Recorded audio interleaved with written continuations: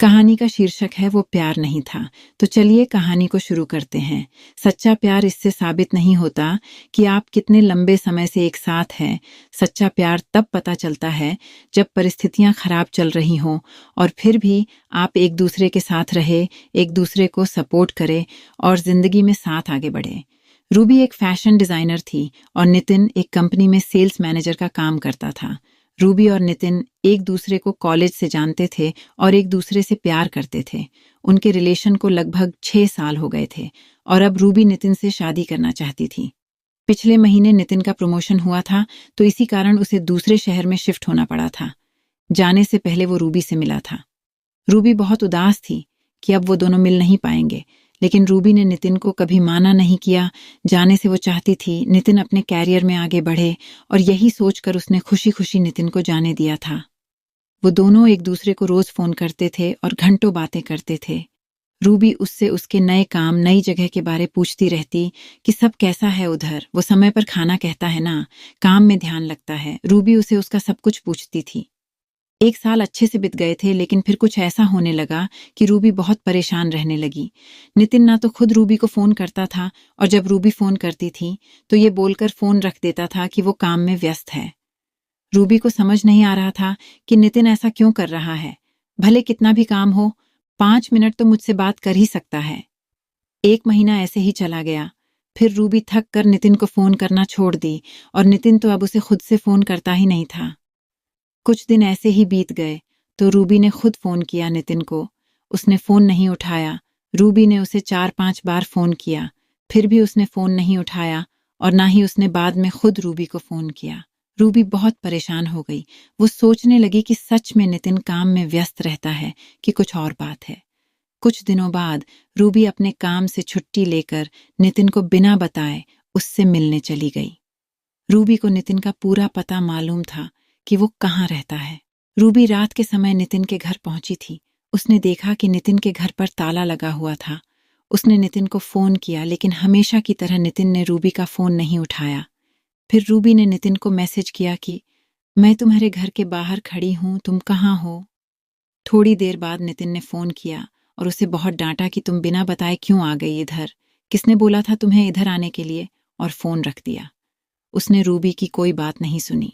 Ruby उसके घर के बाहर ही बैठी रह गई कि शायद नितिन को ऑफिस में बहुत काम हो और मैं बिना बताए आ गई, इसलिए वो गुस्सा हो गया और वो उसके घर के बाहर ही बैठ के उसका इंतजार कर रही थी।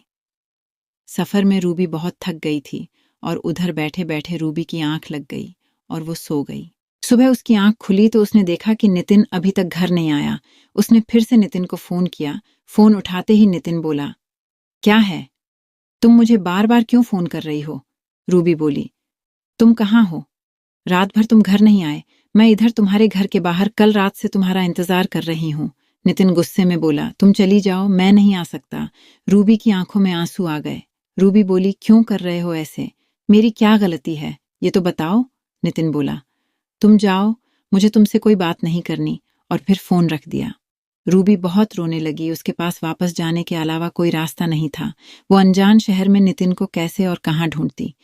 फिर उसने सोचा कि नितिन के पड़ोसियों से एक बार पूछ ले कि नितिन यही रहता है, ना कि कहीं और शिफ्ट हो गया है। उसने पूछा तो उसे पता चला कि पिछले 1 महीने से नितिन यहाँ रहता ही नहीं है।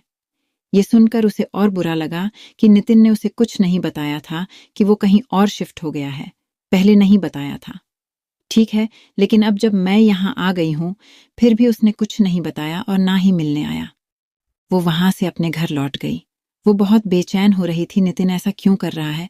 वो नितिन को फोन और मैसेज करती थी, लेकिन वो ना तो फोन उठता और ना ही मैसेजेस का रिप्लाई करता था। कुछ 15 दिनों बाद नितिन का फोन आया। रूबी अपने ऑफिस में थी। उसने तुरंत फोन उठाया और ऑफिस से बाहर निकली बात करने के लिए।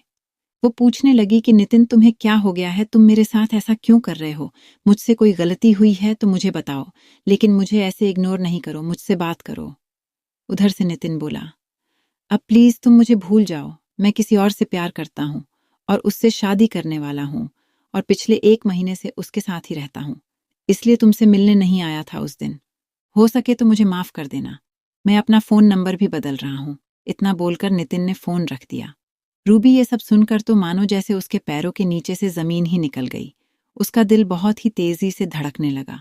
वो रोने लगी और सोचने लगी, कैसे 6 साल का रिलेशन ऐसे कोई एक झटके में तोड़ सकता है। वो उसी वक़्त ऑफिस से घर चली गई। वो बहुत रोई और फिर नितिन को फ़ोन करने लगी कि नितिन ऐसे नहीं कर सकता, वो मुझे छोड़कर नहीं जा सकता। लेकिन जैसे नितिन ने कहा था कि वो अपना नंबर बदल रहा है, तो उसका फ़ोन भी नहीं लगा। रूबी डिप्रेशन में चली गई थी। वो 15 दिनों तक ऑफिस नहीं गई। उस रोज़ ऑफिस से फ़ोन आते थे। आखिर में उसके बॉस ने उसे बोल दिया कि ऐसे ही कुछ दिन और चला तो उसे अपनी नौकरी खोनी पड़ेगी। फिर कुछ दिनों बाद रूबी ऑफिस जाने लगी, लेकिन काम में उसका ध्यान नहीं रहता था। 5 महीने हो गए उस बात को। अब रूबी धीरे धीरे संभल रही थी। नितिन ने फिर कभी रूबी को फ़ोन नहीं किया ना रूबी ने फिर कभी उसे फ़ोन किया। तो दोस्तों, कहानी कैसी लगी मुझे कमेंट करके ज़रूर बताएं। यदि आपको ऐसे ही वीडियो पसंद आते हैं तो love story Hindi YouTube channel को सब्सक्राइब कर दीजिएगा। मिलते हैं और एक नई कहानी लेकर। तब तक अपना ख्याल रखें, अपने परिवार का ख्याल रखें। तब तक इजाज़त दीजिए। धन्यवाद।